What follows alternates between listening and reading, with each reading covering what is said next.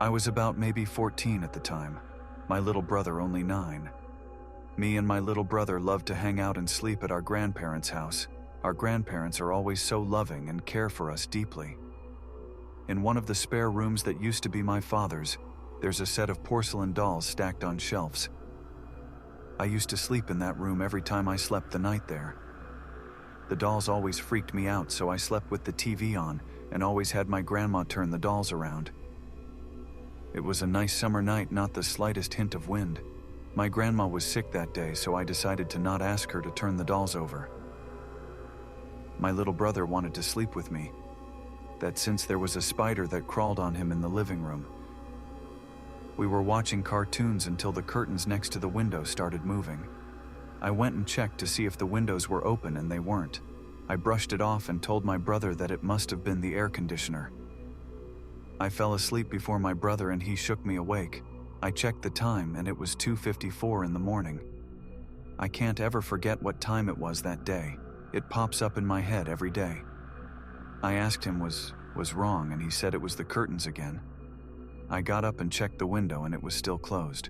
I told him that it was nothing and to just go back to bed. My grandparents' house is pretty old, so the doors aren't very well. They never close right. I sat back on the bed and turned the TV on for my little brother. Then the bedroom door slammed shut. It was completely shut, and it started to shake. My little brother started crying, and I told him that it was fine and that I'll be okay. The shelves that the porcelain dolls were on started to shake violently. The dolls started to fall off, but none of them never broke. I went and checked on the dolls until my little brother yelled at me and told me that we need to leave. I asked him why, and he told me there was something in front of me. I laughed it off and told him that there was nothing there. I went and reached down for the dolls until I got a sharp, stingy pain in my neck. I touched my neck and I was bleeding. I panicked and looked around. My little brother started to cry and shout. Then I got pushed straight to the door. The room was pretty big, so it would have had to be in a big push to push someone all the way to the door. I landed on the door and it fell. Me and my little brother started to cry and shout for our grandparents. With my tearful eyes, I saw it. It was as tall as the ceiling. Its neck bent so its head wouldn't touch the ceiling. Its arms were as long as it was, and it had red-stained nails. Its eyes were blood red and its mouth was huge. It has cracked teeth, and it had this horrible, gut-wrenching smile. Its mouth reached ear to ear. It spoke to me. It told me that this house was theirs, and that we were all going to die from horrible conditions. My grandparents woke up and immediately drove me and my little brother back to our house. The next week, my grandfather told us he had a tumor in his brain and it was too big. After he died, my grandmother started to cough blood. She told us that she had lung cancer, but it was confusing. She's never picked up a cigarette a day in her life.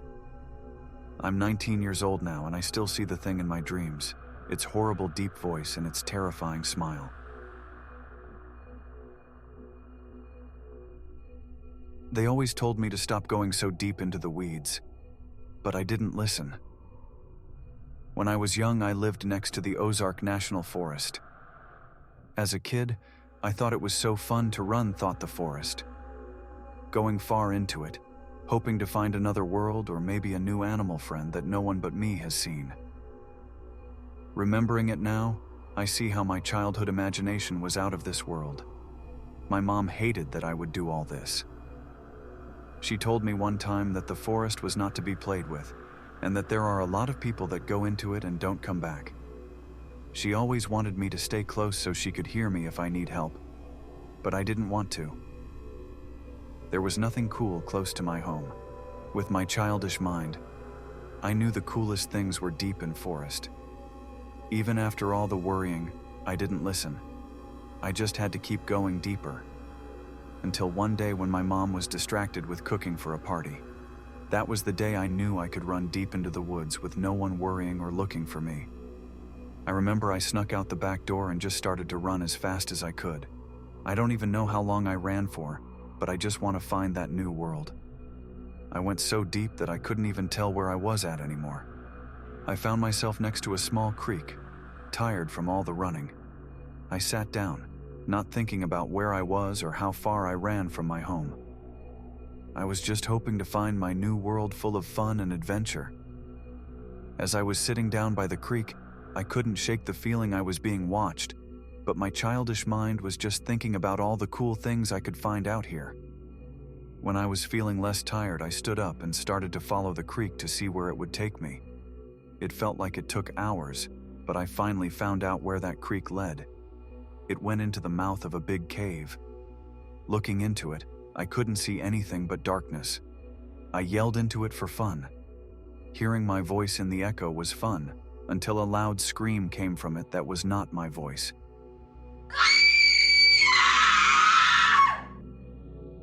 To this day, I don't even know if it was human. Hearing that scream, I ran as fast as I could back up the creek, trying to get home, but I didn't know which way it was. I didn't even know where I was. Heavily breathing, I stopped to look around. It was becoming dark. I still didn't know where I was, and I was scared. Not knowing what to do, I started to cry, but then I heard a loud crunching from something walking around me. I took off again. I didn't know if I was going the right way or if I was going to see my family again. I ran until I tripped over a log that was laying on the ground. Scared, I crawled into a rotted-out stump next to where I landed. Sitting in the stump, trying not to make a sound, I could hear something walking up to where I had fallen.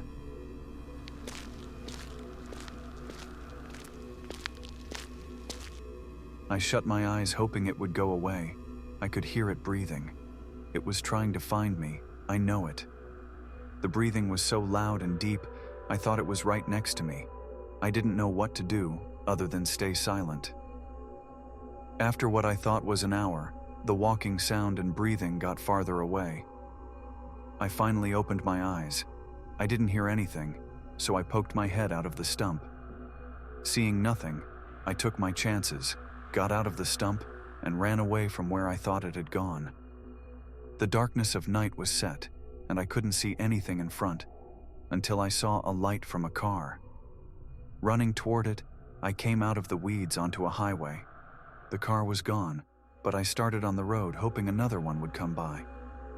Then, I heard a sound, so I turned around to see two red glowing eyes looking at me.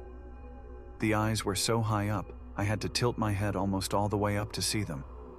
The eyes were looking right at me. I felt so scared that I just stood in the road looking at them, not know if I was about to be eaten or if it was going to take me away to a world so dark that my childish mind couldn't even have imagined it. Just as I felt the hope in my body being sucked out of me, I heard the sound of car tires squeal right next to me. I heard my mom's voice cry out to me. Hearing that, my head turned to see my mom getting out of the car, running to me. I got so happy that at that time I forgot the eyes were there. She grabbed, crying. We hugged each other. "Where have you been?" she said to me. Just as she said that, I looked back into the woods, remembering the eyes, but they were gone. I don't remember much after that, just that we moved away from the woods. I didn't think about that night for 10 years. I'm going back to find out if that thing was real. If that night was real. After blocking out all the nightmares and sleepless nights, I've made up my mind.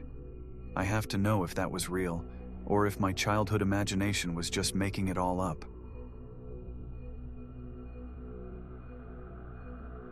I'm a seasoned vet who has gone to so many. But my favorite is the Halloween raves. They are so much fun with all the costumes. The venues are decorated in kind, all spooky and playfully scary. My friend and I were going to an intense techno event called Rave of the Damned. Complete with vendors, body paint, multiple stages, it was going to be lit. We arrived at the warehouse at 10 p.m., all excited and dressed up. I was a rave fairy complete with iridescent wings. To our surprise, the line was so long. It felt like at least an hour had passed, every minute creeping slowly by. Oddly enough, our fully charged phones were losing bad like mad. Finally, we were let in, and immediately it looked like an awesome event. Something was off we couldn't quite shake. There was a strange egg smell in the air. The costumes were so elaborate you had to question if they were real. While I stood in line at the bar waiting to order a drink, My friend Rose rushed up to me, clearly panicking. "Forget the drinks, we have to go," she stated urgently. "Go? We just got here," I said, feeling confused. She began to shake as she was cold and began to pull at my arm. "Ouch! Where are we going?" "Just in the corner, you have to see and you'll believe me," she nearly screamed. What the shit has gotten into her? Scanning the crowd at first glance, everything seemed fine. Headbanging, playing with balloons and flow toys. Pretty normal stuff, but at a closer look it was macabre. The balloons they were playing with had a belly button and a skin tone. What fucking hell did we walk into? Among the dancers was one playing with a slimy, gross long object. It was intestines she was pulling from her body and using as a space whip. No one cried in pain, it was like business as usual. To the left of the woman was a man participating in poi. The balls were not lead light-up balls, but dripping, beating hearts. I resisted the urge to scream and cry. Instead, I felt my friend's familiar tug at my arm. It was time to go. On the walls, I realized were human skeletons. I saw them on the way in, but I had thought they were just really realistic. More partygoers entered in red paint that stunk of iron. We got through the chaotic line, finally outside, and found ourselves somehow back in line. Confused and scared, no one would let us leave the line.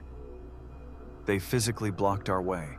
That's when the bounce spoke in the most ominous and chilling tone I have ever heard. "It's like Hotel California. You can check out, but you can never leave. You bought the ticket, enjoy the ride."